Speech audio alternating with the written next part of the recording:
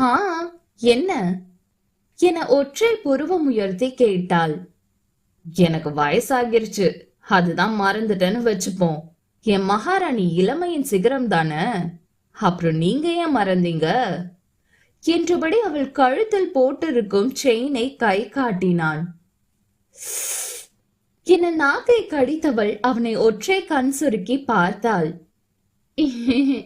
மறந்துட்டேன், நீங்க தானே வச்சிருக்க சொல்லி கொடுத்தீங்க, தொலைச்சிடக் கூடாதுன்னா கழுத்துல போட்டிருந்தேன் என பல்லை காட்டினாள். மெல்ல அவளை நெருங்கியவன் அவள் கண்ணத்தை வருடினான்.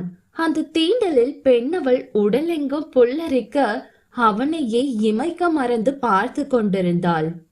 கண்மணி, இன்னைக்கு ரொம்ப அழகா இருக்கீங்க. இந்த சேலை உங்களுக்கு ரொம்ப அழகா இருக்கு. இந்த கம்பல் உங்களுக்கு ரொம்ப அழகா இருக்கு. உங்களுக்கு என்ன பிடிக்கும். அவள் ஏதோ வசியப்பட்டவள் போல் என தலையாட்டி வைத்தாள். நீங்க என்ன லவ் பண்றீங்க என்றவள் அப்பொழுதுதான் உணர்ந்தாள் அவன் கூறியதன் அர்த்தத்தை. என்ன என விழி விரித்து பார்த்தவள் அவனை செல்லமாய் முறைத்தாள். வேந்தனோ பொங்கி வரும் சிரிப்பை அடக்கியபடி அவளைதான் பார்த்து கொண்டிருந்தான். சிரிக்கிறீங்களா உங்கள என்று எதையோ தேடினாள். ஐயோ, ஏங்க, மனசுல இருக்கிறதுதான் வாயில வரும் என அவன் அங்கும் இங்கும் போக்கு காட்டி ஓட, யோ நில்லையா. என்னது யோவா? ஆமாண்டா. டாவா? ஆமாண்டா, டால்டா. இன்னைக்கு உன்ன என அவளும் விடாது துரத்தினாள். ஓடிக்கொண்டிருந்தவன் அவள் கொஞ்சம் கூட யோசிக்காத வண்ணம் சடார் என திரும்பினான். இதை எதிர்பார்க்காதவள் டொம் என்று அவன் மீது மோதி இருவரும் கீழே சரிந்தனர். எதுக்கு இப்படி டக்குன்னு திரும்பினீங்க? அவன் மேலே கிடந்தபடி முணுமுணுத்தாள்.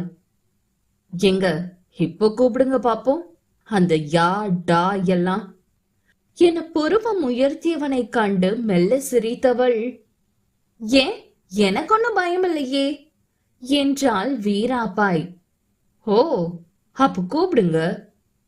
ஏன் எனக்கு என்ன பயம், கூப்பிடுவேனே என்றவளை கண்டு அவன் இதழ்கள் மெல்ல விரிந்தது. போ என்றவளின் வார்த்தை முடிவதற்குள் அவள் இதழை சிறை செய்திருந்தான் கள்வன். அவளின் கண்கள் இரண்டும் குண்டு பல்பு போல் விரிய அதையும் அவன் கண்கள் அழகாய் சேமித்து வைத்தது. இப்பவாச்சும் சொல்லுடி உனக்கு பிடிக்கும்னு. அவன் கண்கள் அவளிடம் கவி பாடியது. சொல்லிதான் தெரிய வேண்டுமா? இந்த முத்த யுத்தம் கூறவில்லையா வேந்தனே என் காதலை என இவளும் கண்களாலே பதில் அளித்தாள். உன் கண்களை கூறிவிட்டதடி உன் காதலை, ஒருமுறை உன் செவ்விதழால் கூறக்கூடாதா என்பது போல் அவன் இறைஞ்ச, காதல் வாய்மொழியால் அல்ல வாழ்ந்து காட்டுவதில் உள்ளது வேந்தனே என இருவரின் முத்த யுத்தமும் வெளியே கேட்கும் காலிங் பெல் சத்தம் கேட்டு முடிவுக்கு வந்தது. ஒருவர் முகத்தை ஒருவர் பார்த்து கொள்ள முடியாமல் இருவரும் கண்ணம் சிவக்க திரும்பி நின்றார்கள். நான் கதவை திறக்கிறேன் என வேகமாக எஸ் ஆனாள் கண்மணி. சிவந்த கண்ணங்களுடன் வேகமாக கதவை திறந்தவள் அங்கு நின்றவனை கண்டு அதிர்ச்சி ஆனாள். ஏய் நில்லடி, ஓட முடியலடி என இந்துவை துரத்தி கொண்டு ஓடினான் மாறன். யோ, இது கூட முடியலையா உன்னையெல்லாம் வச்சுக்கிட்டு என தலையில் அடித்து கொண்டாள் அவள். அடிங்கோ, உனக்கு வாய் ரொம்ப கூடி போச்சு, முதல்ல அதை குறைக்கிறேன் என 2 அவளை பிடித்திருந்தான் அவன். இந்துவோ மூச்சு வாங்கியபடி அவனை தான் பார்த்து கொண்டிருந்தாள். ஏன் இப்படி தாடி வச்சிருக்கீங்க, கிளீன் ஷேவ் பண்ணுங்க, அப்போதான் நல்லா இருக்கும். ஏதோ பூச்சாண்டி மாதிரி இருக்கு அவன் தாடியை தடவியபடி சொன்னாள். அடியே, பொண்ணுங்களுக்கு பியர்ட் வச்சிருந்தா தானே பிடிக்கும், நீ என்ன நல்லா இல்லைன்னு சொல்ற? எவ்வளவு கஷ்டப்பட்டு வச்சிருக்கேன் தெரியுமா? ஒரே வார்த்தையில அசிங்கப்படுத்திட்ட. எனக்கு பிடிக்கலப்பா, நீங்க போலீஸ் மாதிரி பண்ணிக்கோங்க, எனக்கு அதுதான் பிடிக்கும். ஓஹோ, என் செல்லத்துக்கு போலீஸ்னா பிடிக்குமோ? அப்படி இல்ல, அந்த மாதிரி இருந்தா பிடிக்கும். மத்தபடி எனக்காக நீங்க கட் பண்ண வேணாம்ப்பா. ஓ, அடியே பச்சைக்கிளி, உன் விருப்பம் தாண்டி என் விருப்பம்.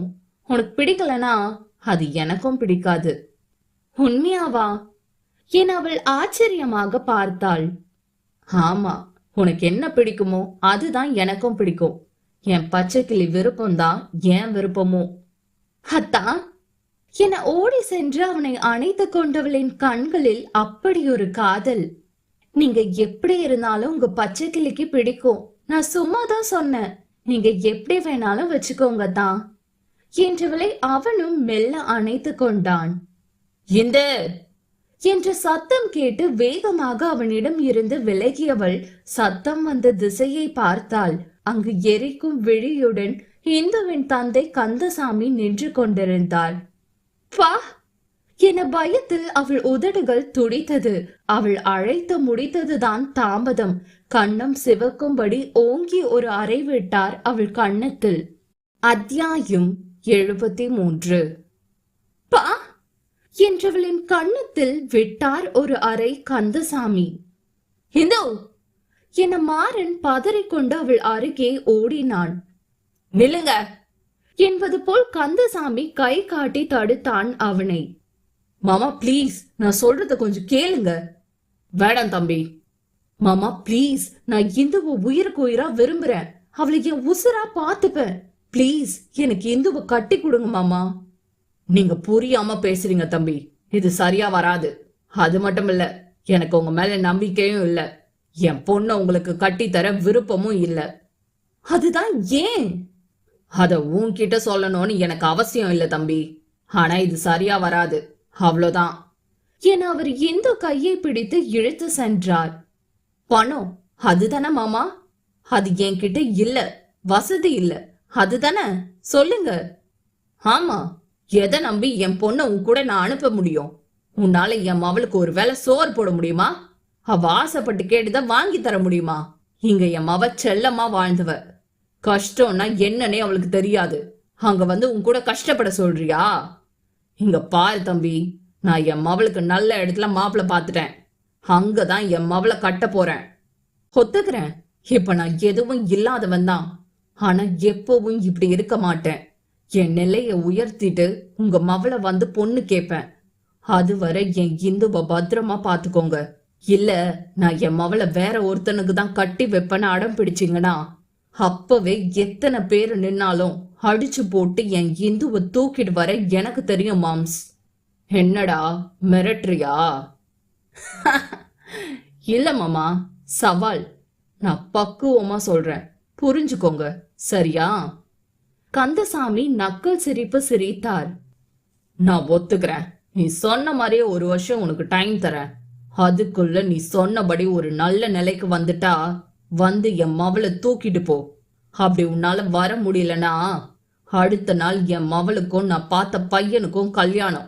இது கூட என் மவளும் உன்னை விரும்பிட்டாங்கிற ஒரு காரணத்தினாலதான். சரி மாம்ஸ், ஆனா என் இந்துவை எப்பவுமே யாருக்கும் விட்டு தர மாட்டேன். ஒரு வருஷத்துல நான் வருவேன் என அங்கு கலங்கிய விழிகளுடன் நிற்கும் இந்துவின் கண்ணீரை துடைத்து விட்டான். அடியை பச்சைக்கிளி, எதை நினைச்சும் கவலைப்படாத. உன் மாமன் சீக்கிரமே வந்து உன்னை தூக்கிட்டு போவேன். இன்னும் ஒரு வருஷம் காத்துரு. நீ இருக்கும்போது எனக்கு என்ன மாமா பயம்? இப்பவும் சொல்றேன், இந்த கழுத்துல உன் கையால மட்டும்தான் தாலி ஏறும் என்றவள் மெல்ல அவன் கரம் பற்றினாள். அப்படி இல்லனா என் உசுறு இந்த பூமியில இருக்காது மாமா. ஏய், என்னடி பேசுற? உன் அவ்வளோ சீக்கிரம் எவனுக்கும் விட்டு தர மாட்டேன், புரியுதா? இந்து கலங்கிய விழியுடனே தலையை ஆட்டினாள். சரி, ஒரு ஐ லவ் யூ சொல்லுடி. அப்பா என்று நெளிந்தாள் அவள். அட, அவர் ஒன்னும் சொல்ல மாட்டாரு, சொல்லுடி என மீசையை முறுக்கிக் கொண்டவர், ஆ போலாம் போலாம் என அவள் கைப்பிடித்து இழுத்து சென்றார். இந்துவோ பின்னால் திரும்பி அவனை பார்த்தாள். லவ் யூ மாமா என அவனுக்கு மட்டும் கேட்கும்படி சொன்னவள் பறக்கும் முத்தம் ஒன்றை அவனுக்கு அனுப்பி வைத்தாள். லவ் யூ டி பச்சைக்கிளி என அவனும் அவளுக்கு பறக்கும் முத்தம் ஒன்றை அனுப்பி வைத்தான். கண்கள் கலங்கியபடி அவள் முன்னே நின்று கொண்டிருப்பவனை கண்டு மித்துவின் இதழ்கள் மெல்ல முணுமுணுத்தது. அரவிந்த், இதழ்கள் துடிக்க உச்சரித்தாள். அவனும் மயக்கும் புன்னகையுடன் அவளை கண்டு வசீகர புன்னகையை உதிர்த்தான். ஹோய் கண்மணி என சிரித்தான். யாருங்க கண்மணி என்றபடி வேந்தன் அவர்களை நோக்கி வந்தான். இவளுக்கு வார்த்தைகள் தடுமாறியது. அது அது வந்து என வார்த்தைகள் வர மறுத்து துடித்தாள். என்னடி கண்மணி, 3 வருஷத்துல என் பேரை கூட மறந்துட்டியா என்றபடி உள்ளே நுழைந்தவனை கண்டு வேந்தன் புருவம் யோசனையாக விரிந்தது. ஹாய் மிஸ்டர் என அவன் வேந்தனை நோக்கி கையை காட்டினான். வேந்தன்க என புன்னகை முகத்துடன் அவன் கரம் பற்றி குலுக்கினான். ஓ ஸ்வீட், எனிவே ஐம் அரவிந்த். கண்மணியோட என ஒரு சின்ன இடைவெளி விட்டு மித்து பக்கமாய் திரும்பி பார்த்தான். அவன் என்ன சொல்ல போகிறானோ என திடுக்கிட்டு நிமிர்ந்தாள் மித்து. நான் கண்மணியோட ஃப்ரெண்டு என்றவன் கண்மணியை பார்த்து கண்ணடித்தான். கண்மணிக்கு இப்பொழுதுதான் கொஞ்சம் நிம்மதியாக இருந்தது. வந்த நொடியிலிருந்து இந்த நொடி வரை அவளை அதிர்ச்சியிலே வைத்திருக்கிறான் அந்த கல்வன். ஓ வாங்க உட்காருங்க சார் என வேந்தன் அழகாய் அவனை உபசரித்தான். இட்ஸ் ஓகே மிஸ்டர் வேந்தன், இந்த சார் எல்லாம் வேணாம், ஜஸ்ட் பேர் சொல்லியே கூப்பிடுங்க. வேந்தன் நேசமாய் புன்னகைத்தான். பட் நான் கொஞ்சம் கண்மணி கூட தனியா பேசணும் என்றான் பட்டென்று. கண்மணியோ கலங்கிய விழியுடன் வேந்தனை ஏறிட்டு பார்த்தாள். ஆனால் வேந்தனோ புன்னகை முகத்துடனே பதில் அளித்தான். இதுல என்னங்க இருக்கு, உங்க ஃப்ரெண்டு, நீங்க நல்லா பேசுங்க. ஏதாவது சாப்பிட கொண்டு வரவா? இல்ல வேந்தன், நோ தேங்க்ஸ். சரி நீங்க பேசுங்க, நான் வெளியே இருக்கேன் என்றபடி அங்கிருந்து போகும் பொழுது கண்மணியை பார்த்தபடியே வெளியேறினான் வேந்தன். சேலை தலைவை திருகியபடியே மிகுந்த பதட்டத்தில் இருந்தாள் கண்மணி. எப்படி இருக்க கண்மணி? அவளோ திடுக்கிட்டு நிமிர்ந்தாள். ஹா, நல்லா இருக்கேன் அரவிந்த். நீ நீ எப்படி இருக்க? Oh great, now I am DSP. அவள் சந்தோஷம் கொண்டாள். எல்லாமே ஓகே, பட் உன்னை தவிர. அவள் மௌனமாக இருந்தாள். நீ இல்லாம எதுவும் ஃபுல்ஃபில் ஆகாத மாதிரி இருக்கு கண்மணி. என்ன சொல்ற அரவிந்த்? புரிந்த போதும் புரியாதது போலவே கேட்டாள். உனக்கு புரியுது கண்மணி, நான் சொன்ன மாதிரி உன்னை தேடி வந்துட்டேன். இப்ப என்ன சொல்ல போற? S R no? அரவிந்த், நீ புரியாம பேசுற. எனக்கு எனக்கு கல்யாணம் ஆகிருச்சு சிறு தடுமாற்றத்துடன் சொன்னாள். உன் கழுத்துல இருக்க தாலியும் சரி, உன் கால்ல இருக்க மெட்டியும் சரி, என் கண்ணு பார்த்ததுமே ஸ்கேன் பண்ணிருச்சு. அப்பவே தெரியும் நீ மேரிட்னு. அப்புறம் எப்படி அரவிந்த் நீ இந்த மாதிரி கேக்குற? எல்லாம் என் காதல் மேல இருக்கிற நம்பிக்கையில தான். உனக்கு என் மேல இருக்க காதல், அந்த நம்பிக்கையில தான். என்ன உளறிட்டு இருக்க அரவிந்த்? நீ பேசுறது முட்டாள்தனமா இருக்கு. எனக்கு கல்யாணம் ஆயிருச்சு. வேந்தன் தான் என் கணவர். என் வாழ்க்கை அவர் கூட தான். கமான் கண்மணி, கல்யாணம் ஆனா எல்லாமே முடிஞ்சதா அர்த்தம் இல்ல. உனக்கு இந்த கல்யாணத்துல விருப்பம் இல்லைன்னு எனக்கு தெரியும். அப்படின்னு நீயா நினைச்சுக்கிட்டா நான் ஒன்னும் பண்ண முடியாது. ஓ ஐ சி. ஓகே, அப்ப இதுவரை நீ உன் புருஷன் கூட சந்தோஷமா தான் வாழ்ந்துட்டு இருக்கேன்னு ப்ராமிஸ் பண்ணு பாப்போம். அது அது வந்து அவள் கொஞ்சம் தடுமாறினாள். முடியாதுல, ஏன்னா நீ வாழல. உன் மனசுல நான் தான் இருக்கேன். அத நீ ஒத்துக்க தான் மாட்டேங்கிற. ஐயோ இல்ல இல்ல இல்ல, பிளீஸ் நிறுத்து. நீ இதுக்காக தான் வந்திருக்கேன்னு மட்டும் வேந்தனுக்கு தெரிஞ்சா அவர் எவ்வளவு ஃபீல் பண்ணுவார் தெரியுமா? பண்ண மாட்டார் கண்மணி, வேந்தன் ஃபீல் பண்ண மாட்டாரு. எப்படி சொல்ற அரவிந்த்? ஏன்னா என்னை இங்க வர வச்சதே அவர்தான். பெண்ணவள் கண்கள் அதிர்ச்சியில் விரிந்தது. நீ என்ன என்ன சொல்ற? அவரு வர வச்சாரா? ஆமா, என்னை இங்க வர வச்சதே வேந்தன் தான். நீ போய் சொல்ற அரவிந்த். இல்ல கண்மணி, உண்மை. அது மட்டும் இல்ல, உன்னை கூட்டிட்டு போக தான் என்ன வர சொன்னாரு. அதுவும் ஏன் கூட. என் அவன் சொல்லி முடிக்கும் முன் காதில் கையை வைத்து கத்தினாள் மித்து. இல்ல இல்ல, போய். என் வேந்தன் அப்படி சொல்ல மாட்டாரு. போய் போய் என்று தரையில் அமர்ந்து கதறி அழுதாள். அத்தியாயம் 74. இல்ல இல்ல, நீ போய் சொல்ற என அவள் கீழே விழுந்து கதறி அழுதாள்.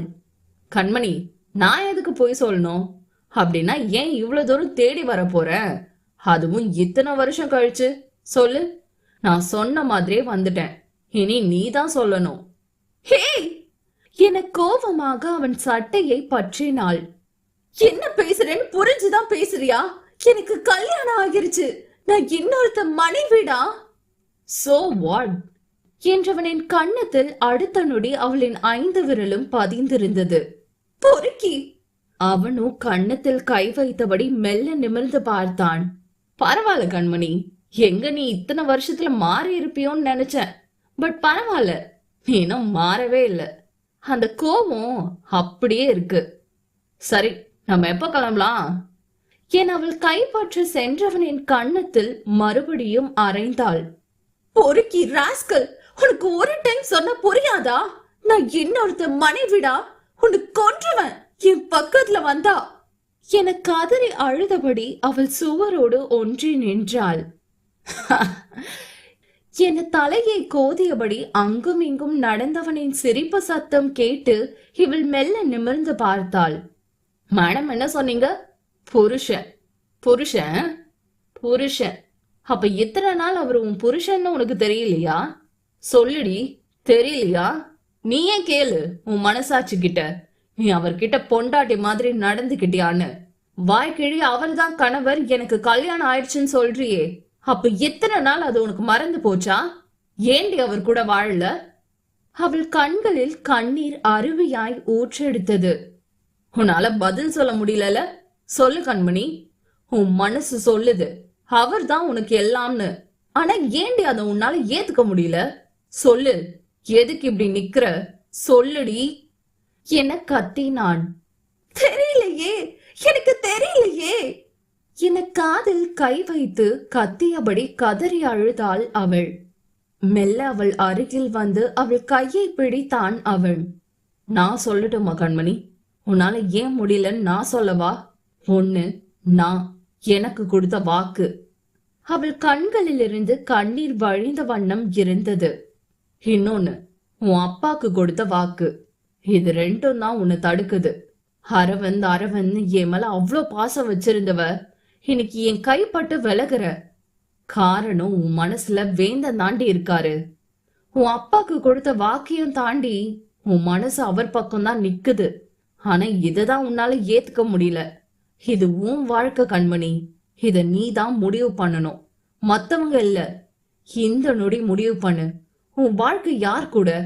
5 நிமிஷம் கண்ணு மூடி யோசி. அப்போ உனக்கே எல்லாம் புரியும். கண்மணியோ மெல்ல கண்மூடி யோசித்தாள்.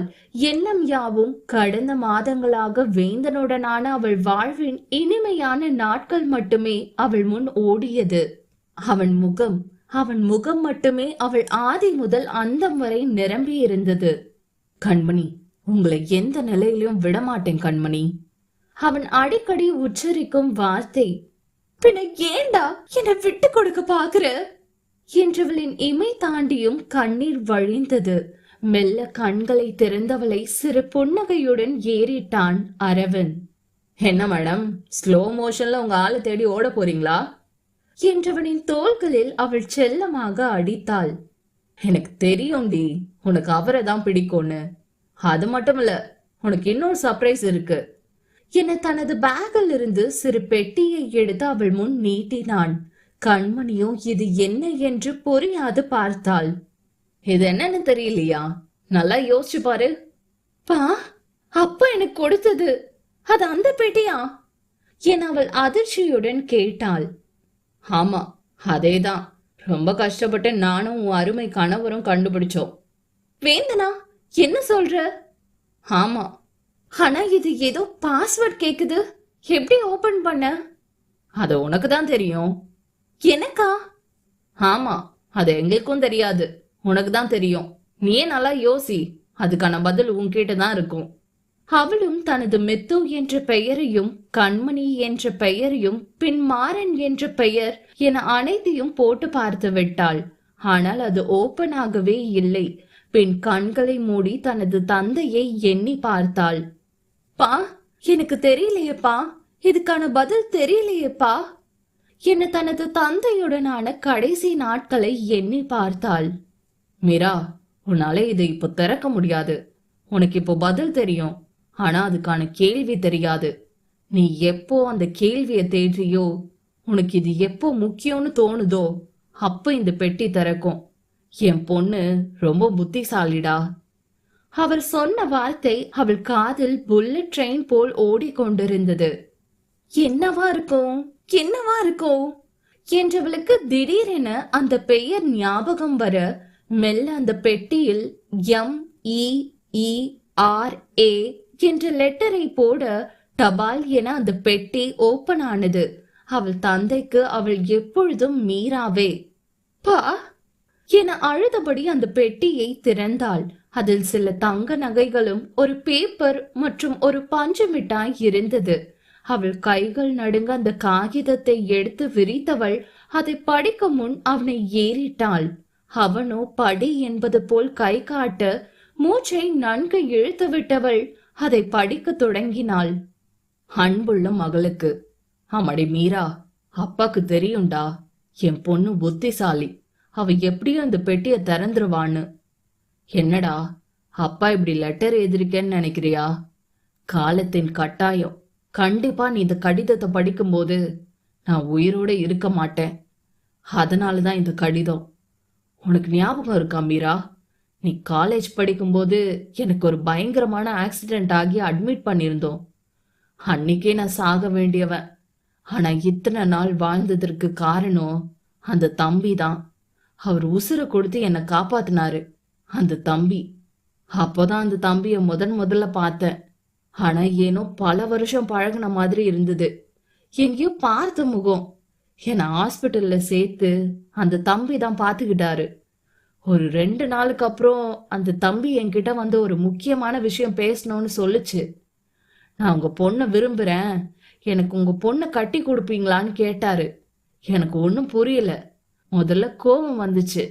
முன்ன பின்ன தெரியாத ஒருத்தருக்கு உன்னை எப்படி கட்டி கொடுக்கறதுன்னு யோசிச்சேன்.